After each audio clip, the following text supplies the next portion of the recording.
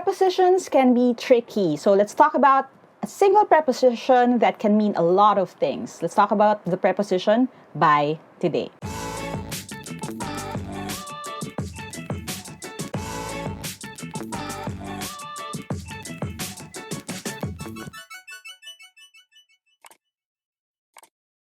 Hi there, thank you for checking out my channel. Thank you for clicking on this video. If this is the first video that you're watching from my channel, I make educational and motivational content. So if you don't want to miss any of my new uploads, don't forget to hit subscribe and hit that bell icon. Now, like I said in the intro kanina, we're going to talk about the preposition by ngayon kasi marami siyang mga gamit, kailan siya ginagamit. And I'm hoping na dito sa series na ito ng prepositions, sa paghimay natin ng bawat isa sa kanila, it's going to help you choose the right preposition for your next work, or it can help you choose kung ano yung tamang sagot sa multiple choice na questions, and of course, a sentence correction, sentences sa exam ninyo. Okay? And before we do that, just a quick little plug. If you want to help support this channel and our cause to democratize education in the Philippines, one way to do that would be through buying our merch. You can check it out sa shop.teamlyqa.com. That is where I put up yung mga shirts, hoodies, mugs, and stuff that I designed for this team. So sa mga bumili na, maraming salamat sa inyo. At sa mga bibili pa lang, maraming salamat din. You're helping us help more people through this channel. And now that we have that out of the way, I'm going to switch over to my PC. I'll see you in a bit. Before we talk about today's lesson, let me introduce PDF Element. PDF Element is a program that can help you convert and edit PDF files. Now let me show you how I use this program and how it helps improve my workflow.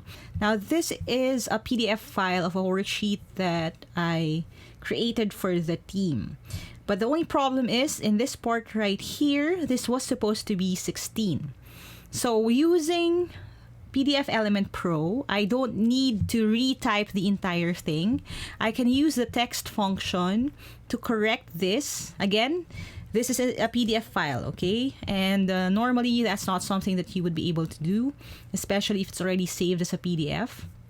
But with Wondershare PDF Element Pro, this is something that you can do in seconds.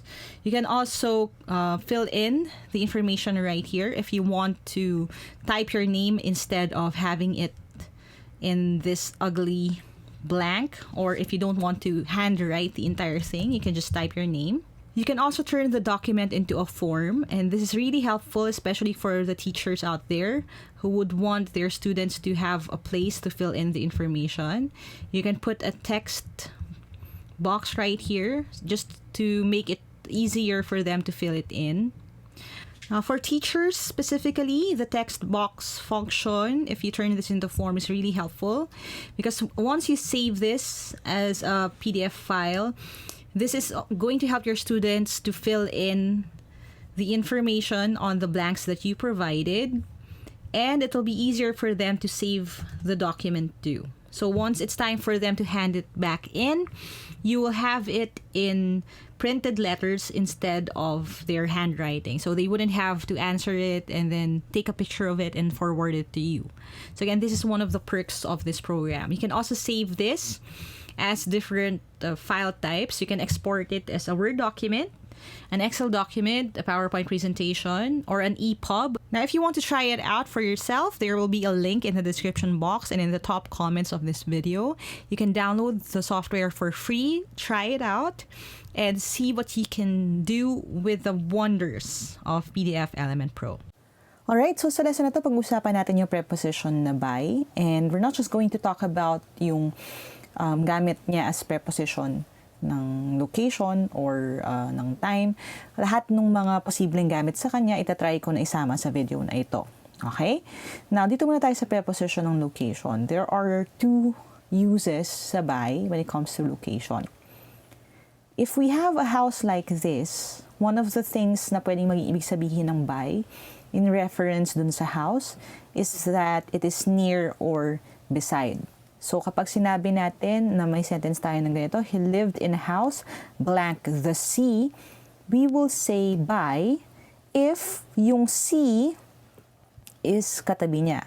So, kung ito yung sea, okay, so ibig sabihin itong buong part na ito ay yung dagat, siya ay isang house by the sea kasi katabi siya nung dagat. Okay, so if it's near or beside.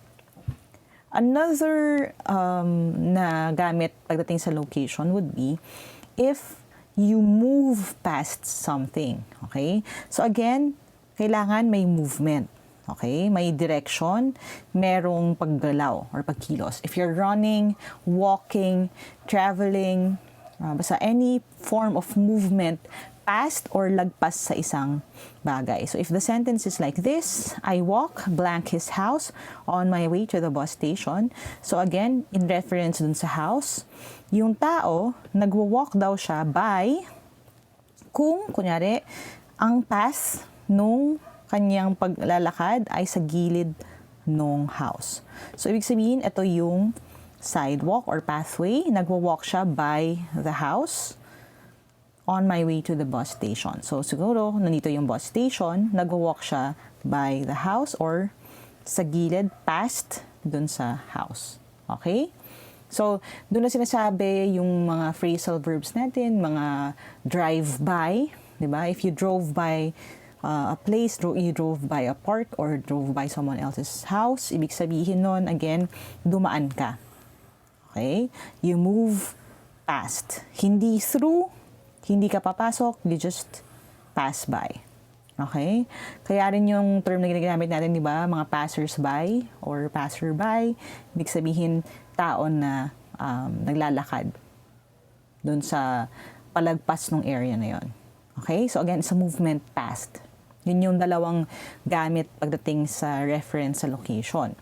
Now, yung by, ginagamit din natin to say that it's a method of something, okay? And pag-uusapan natin yung iba-iba. Yung una, i-use by as a method of travel. Kung sinasabi natin, di ba, napag-usapan natin ito sa prepositions natin ng transportation, ililink ko na lang din dito sa taas kung hindi nyo pa napapanood yon.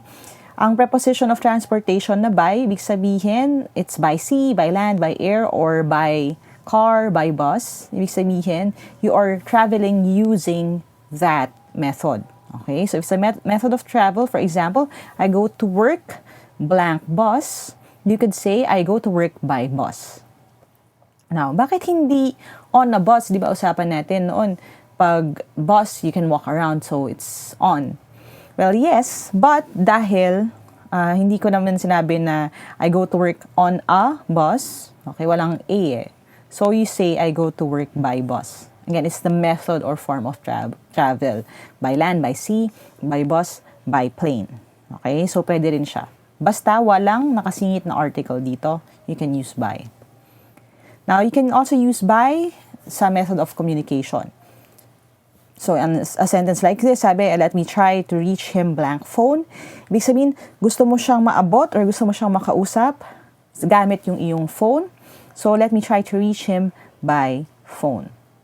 O kaya, I reached out to you by email, by post. So again, it's the form of communication. Yun yung kasunod niya. So, by phone. Now, iba siya dun sa I'm talking to him on my phone. Okay? Kasi again, walang gap. So, ang ibig sabihin, ang isa-stress mo dito is it will be the method. The way that you're going to reach that person. Another na method would be a method of payment.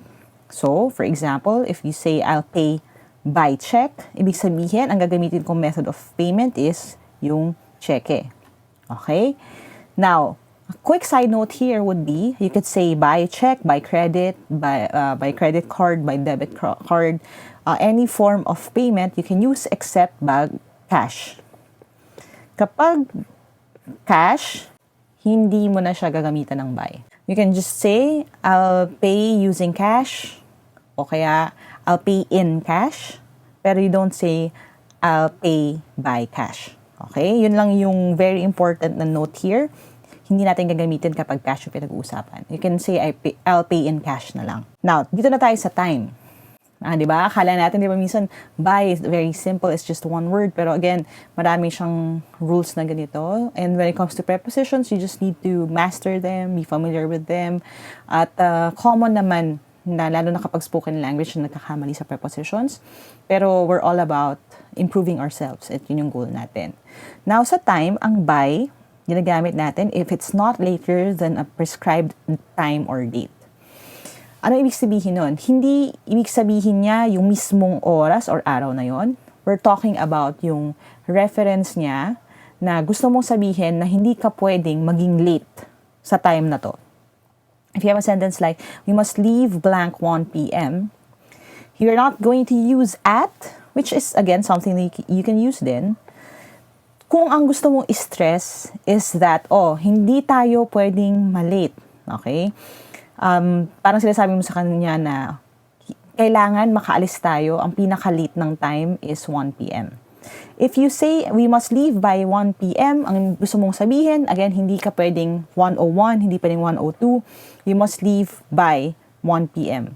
Pwedeng maaga, pero hindi pwedeng mas late doon. Pag ginamit natin kasi yung we must leave at 1 p.m., ibig sabihin saktong 1 p.m. kayo aalis. Hindi naman pwedeng mas maaga. Okay? So, yun yung difference nun. For example, if we're talking about schedule ng flight or na pagdating ng train or bus, you would say that the bus leaves at 1 p.m. kasi ibig sabihin sakto 1 p.m. aalis yung bus. Pero, we have to be there by 12:30 just to be safe. Ibig sabihin nun, pwede kayong dumating na mas maaga sa 12:30 pero hindi na pwedeng lumagpas ng 12:30. Yun yung difference niya. Okay? Now, para mas visual, kasi para hindi kayo masyadong maguluhan, we can look at it this way. Kapag ito yung oras, so again, let's use 1 p.m. kasi yun yung nasa drawing, or nasa, nasa illustration natin. So, 1 p.m., kapag mismong 1 p.m., you say at 1 p.m. Pero pag ang gusto mong sabihin ay pwedeng mas maaga, okay, hanggang 1 p.m. pero hindi pwedeng lumampas, you can say by 1 p.m. Okay? Now, ang pwede mong trick here would be to substitute it with no later than or not later than. So, we must leave no later than 1 p.m. or hindi lalagpas ng 1 p.m. Ibig sabihin kasi nun, pwede ngang mas maaga at hindi kailangan saktong-sakto. Pero hindi pwedeng lumagpas. Siningit ko na dito kasi I think hindi na natin kailangan gawa ng separate video ito. Pero again, isi-stress ko yun ang pinagkaiba niya. Now, sa passive voice, ginagamit din natin yung by. Okay? For example, we use it to tell yung kinakausap natin kung sino yung gumagawa ng action. So, it's more about yung ownership ng action. Sinong gumawa ng alin. Okay? Kasi nga, finlip natin yung sentence. Hindi siya active voice. For example, a sentence like this, the puppy was saved blank the children. So, sino yung nag-save sa puppy? Yung children. So, we would say, by the children. Kung active voice kasi siya, sasabihin natin na the children saved the puppy. Again, walang by yung sentence na yon. Pero dahil passive voice siya, nalagyan natin ng by. So, the puppy was saved. Nino, sinong nag-save sa kanya? By the children. Now, if hindi nyo pa napapanood yung discussion natin on active and passive voice, ililink ko na lang din dito. Okay? And para lang mas maging malinaw sa inyo yung difference ng dalawa. So again, by, ginagamit natin to tell who is doing the action. Sino yung gumawa. Now, dito naman sa action itself, again, pwede siyang maging buying. Ano yung buying? Ibig sabihin, if we're saying na this is how something is done, parang method din siya, okay? Pero it's more about yung action. Like, ito yung kailangan mong gawin to do or to achieve this. For example, a sentence like this, you can start blank preparing the canvas. So, pwede ka magsimula. Paano ka magsisimula? This is something that you need to do. It's an action that you need to do by preparing the canvas. Now, ino-note ko here yung importance na kapag by, tapos you're saying kung ano yung gagawin, naka-ing form siya. You cannot say na you can start by prepare the canvas. You can start by preparing the canvas dapat. If you're explaining something like you can make fire by rubbing 2 sticks together, kunyari ganun, by striking a match, that has to be by plus yung ing form. Okay? Ganyan yung pagkaka-arrange sa kanya. So again, if you're trying to say that this is how something is done. You can also use by with a reflexive pronoun. Ito yung mga samples natin ng reflexive pronoun. So, myself, yourself. Kaya meron tayong kanta, di ba naririnig, lalo na nung bata tayo, yung all by myself. So, you use it if you're going to use yung reflexive pronouns. If you're doing something alone, if people are doing something by themselves or by himself. Kapag mag-isa, we say, I did everything all by myself. Okay? Hindi siya ibang preposition. Minsan nakikita natin yung to myself. Okay? Pero iba yung gamit ng by at saka ng to. Again, if you're saying or emphasizing na ikaw ay mag-isa, you say by. I'm by myself, you are by yourself, he is by himself, ibig sabihin siya ay mag-isa. She is by herself, it is by itself, we were by ourselves, ibig sabihin kami-kami lang, wala kaming ibang kasama. Tapos, you were all by yourselves, ibig sabihin kayo lang naman. Again, pag mag-isa, walang kasamang iba, you use by. Now, sa measurement, ginagamit din natin yung by. We use it to say na ito yung rate na sinusundan or ito yung standard na sinusundan. For example, a sentence like this, I get paid blank the hour. Ibig sabihin, binabayaran ako per ora or per hour. Yung oras yung binibilang para makita yung binabayad sa akin. So, yun yung rate na sinusundan by the hour. Pwedeng by the day, by the week. Pero, it is the rate na sinusundan. Ano yung rate na sinusundan? Yung ilang oras. Siya yung batayan. Okay? So, we can also use by for that. Pwede rin siya sa area. And again, we've seen this again and again sa math, diba? If you say something like this, we make sure that you have enough for a room that is 5 meters, blank 4 meters, 5 meters by 4 meters. Ang ibig sabihin niya, kung meron tayong kwarto na ganyan. Ang measurement daw niya is 4 meters. Ito, this is 5 meters. So, 5 meters by 4 meters. Another na measurement would be yung increase at saka decrease. If we say na the company's valuation has increased blank 12% since the year started, ibig sabihin nadagdagan siya. At ang nadagdag sa kanya is 12%. We say that it is increased by 12%. So, the company's valuation has increased by 12% since the year started. So, yun yung dami ng dinagdag sa kanya. Now, hindi ibang preposition ang ginagamit natin. Kasi yung iba, kaya sasabihin natin, the company's valuation has increased. Kung sabihin mo ngayon na 12% na siya, dati hindi siya 12%, you would say, increased to 12%. Kapag to, we're talking about yun na yung destination niya ngayon. Pero pag ang sinasabi natin is, kung kunyari dati 10%, tapos naging 22%, so nagkaroon ng dagdag na 12%, we say by. So again, ito yung amount na in-increase or din-decrease. Pwede rin kasing the company's valuation has decreased by 12%. Pero ang 12% na yon na pinag-uusapan sa sentence is kung ano yung dinagdag or binawas mo. Ano yung in-increase or din-decrease. Hindi siya yung actual amount ngayon.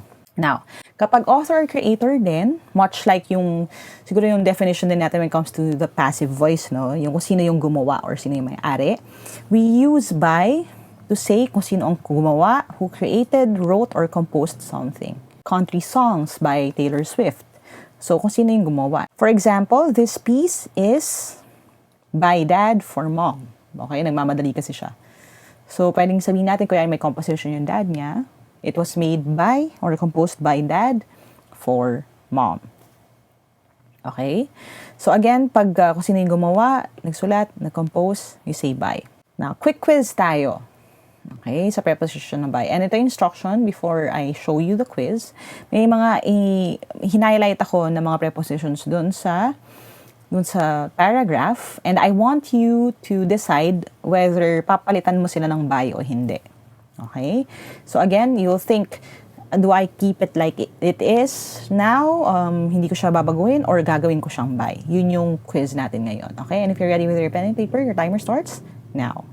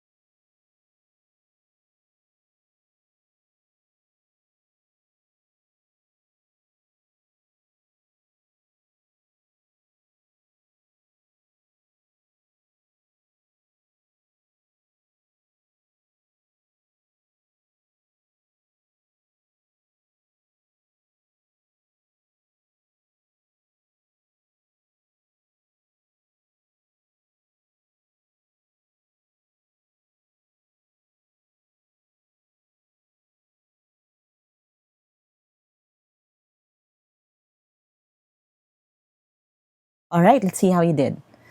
So, hinati ko lang siya. Ito yung first part. Sabi, Toycon PH is so far the best part of 2019. Okay. Now, dahil ngayon, 2020 na, okay, ito yung last year ko or past year to, ang tamang sagot dito is we have to cancel this and turn this into by far. Now, ano yung logic dito? Ba't hindi mo naman ginamit kanina yung so far tsaka by far tsaka hindi mo in-explain ko ano yung pagkakaiba niya, no? Pero in-explain ko sa inyo na when we talk about increase or decrease, we say by. And ang ibig sabihin nito is that Toycon PH is by far, ibig sabihin, yun yung malaki yung nilamang niya or malayo yung nilamang niya kaysa dun sa iba kong mga experience. So, hindi siya so far, kasi pag so far, ibig sabihin naman nun, marami pang parating na mga events. So, ibig sabihin, hindi ko pa masasabi based on yung mga mangyayari pa sa taon. Pero dahil tapos ng 2019, we say by far. Okay? Ibig sabihin, yung sumunod na experience na gustong-gusto ko sa 2019, medyo malayo yung lamang nung Toycon PH. Yun yung pinaka-paborito ko sa lahat. Next sentence, sabi, the event was held in the SMX Convention Center, blank, the Bay. Okay, so may convention center, nasa bay ba siya o nasa gilid lang? No? Pag sinabi natin nasa bay siya mismo, medyo basa yung convention center, no? So we say that it is by the bay. Next, I kept my eye out as I walked, blank, so many beautiful exhibits. So naglakad daw siya, so many beautiful exhibits. Naglakad ba siya sa gilid? Lagpas? Diba? So, dahil nag-walk siya, ibig sabihin nangyari na yon, past tense na to, we could say that yung along would be by na lang. I kept my eye out as I walked by so many beautiful exhibits. Now, bakit hindi along? Now, this is just a bonus explanation, no? We say you walk along someone if sabay kayong naglalakad. Pero yung exhibits kasi hindi gumagalaw. Diba? Medyo weird kung habang naglalakad ka, sumusunod yung exhibit sa'yo, no? So, ibig sabihin nun, mas maganda if we say by. Okay, so far, pinalitan natin lahat. Next. Okay, so dito na tayo sa second part. Sabi, I couldn't look at everything closely because I had to be home at 9 p.m. Ang tanong, kailangan ba natin palitan sila? So, I couldn't look at everything closely. Now, pag sinabi natin look at, ibig sabihin, you're looking at or tinitingnan mo yung isang bagay. Pag sinabi yung you look by everything, ibig sabihin, ang tinitingnan mo hindi yung bagay. Ang tinitingnan mo ay yung katabi niya. Kasi it's all about location, no? So, ibig sabihin yung at, hindi natin siya kailangan palitan. So, okay na yung at like that. Pwede na yung ganyan. Let's leave it like that. Next. I had to be home at 9 p.m. Now, dito na papasok yung pinag-usapan natin kanina. Ano pinagkaiba ng by 9 p.m. sa at 9 p.m. Kung kailangan mong makauwi ng 9 p.m., 9 p.m. sakto ka ba pwede pumasok sa bahay or pwedeng mas maaga? Now, of course, pwedeng mas maaga. So, papalitan natin to ng by. So, I had to be home by 9 p.m. So, yung mga parents po dyan, kapag sinasabi nyo yung curfew ng anak ninyo, you can use the preposition by. So, you have to be home by 6 p.m. Ang ibig sabihin ng 6 p.m., pwede kayong mas maaga sa 6 p.m. dumating, pero wag lalagpas ng 6 p.m. Pag sinabi kasi natin na you have to be home at 6 p.m., ibig sabihin nun, maghihintay sila sa labas ng bahay hanggang mag-6 kasi 6 lang sila pwedeng pumasok. Okay? So again, it has to be by. Next. The only catch is that most stalls require people to pay in cash. Now, dito muna tayo sa una, to pay. Now, sabi natin kanina, pag action word yung ginagamit, we could use by, pero ang ginagamit natin, naka-ing-form siya. So, by paying. Kung ang sentence, ang sabi, the only catch is that most stalls require people to purchase products by paying, pwede sana. Kaya lang, pay lang siya eh. So, okay na yung to. Hindi na natin siya babaguhin. Okay na yan. Now, dito tayo sa in cash. Now, kung pinalitan nyo to, ginawa nyo yung by cash, di ba, in-explain ko kanina sa inyo, kapag check or credit card or debit card, you can say by. Pero pag cash, tama na yung in, so iiwanan na natin siyang ganyan. Okay? So far, isa pa lang pinapalitan natin sa second part. Now next, it's what kept me from spending too much because I couldn't pay with credit card. Okay, now, doon na yung pagkakaiba ng in cash tsaka with credit card. Sabi natin kanina, kung nakadugtong siya na ganyan, credit card yung means of payment, pwede natin gamitin yung buyer, paying by credit card. Now, isisingit ko lang kung ang nakalagay dito, I couldn't pay, tapos, my credit card, you could use with my credit card, pero dahil walang my, okay, ang gagamitin natin ay by. So, ito yung mga maliliit na nakakainis minsan na pagkakaiba sa prepositions. And again, we just need to be familiar with them, practice using them, and master them. Minsan magkakamali-mali rin tayo, pero ang importante, let's pay extra attention, lalo na kapag nasa exams or lalo na kapag yung mga research papers natin na pinag-uusapan para hindi tayo magkamali. Okay? So, I hope nakarami kayong score dito. Hindi nyo pinalitan yung mga hindi kailangan palitan. And if you want more exercises, I'll be posting more questions on my Instagram account. So if you don't follow me yet, you can follow me at Lyqa on Instagram. Doon natin pinapost sa story function ng Instagram story yung mga additional questions. And at Team Lyqa din, dun sa mga throwback quiz questions natin for older topics, you can see them sa Instagram story ng at Team Lyqa. And if you're on TikTok, you can follow me at Team Lyqa for the English and Math videos. Yung mga educational content natin sa TikTok nasa at Team Lyqa. And yung mga personal naman na mga videos, motivational videos, tips, advice, at random na mga insights na nangyari sa akin through the day, you can follow me at Lyqa.